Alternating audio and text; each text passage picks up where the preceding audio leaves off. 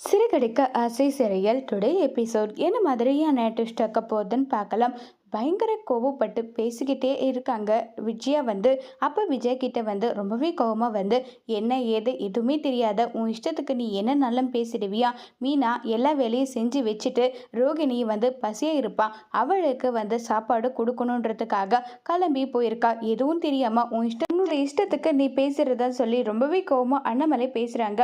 உடனே அதுக்கு ஸ்ருதி ரிப்ளை கொடுக்குறாங்க.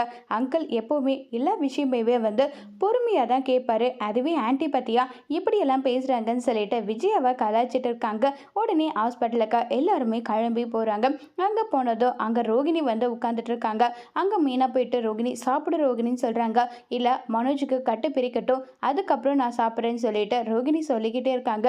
விஜயா ஒரு பக்கம் டாக்டர் கிட்ட என் பையனுக்கு ஆப்ரேஷன் பண்ணி முடிச்சிடுச்சு, இன்னைக்கு நீங்கள் கட்டு பிரிக்கிறேன்னு சொன்னீங்க, ஆனால் இப்போ என்னடா கட்டு கூட பிரிக்காமல் உட்காந்துட்டு இருக்கீங்க, என்ன டாக்டர் நடக்குதுங்கன்றாங்க.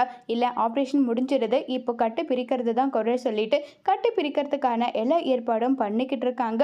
உடனே அங்கே டாக்டர் இங்கே ஒய்ஃபை தான் பார்க்கணும்னு நினைக்கிறாரு. அதனால மனோஜோட ஒய்ஃப் யாருன்னு சொல்லி ரோகிணியை கூப்பிட்டதா ரோகிணி அங்கே வராங்க. அங்கே பார்த்தா மனோஜ் ரோகிணி எனக்கு கண்ணு நல்லா தெரியுது, உன்னை நல்லா தெரியுது நல்லா சொல்கிறாங்க. இதை கேட்டு ரொம்பவே பயங்கர சந்தோஷத்தில் ரோகிணி விஜய் கிட்ட வீட்டில் இருக்க எல்லாருக்குமே மனோஜுக்கு கண்ணு சரியாயிடுச்சுன்னு சொல்லி ரொம்பவே சந்தோஷத்தில் இருக்காங்க.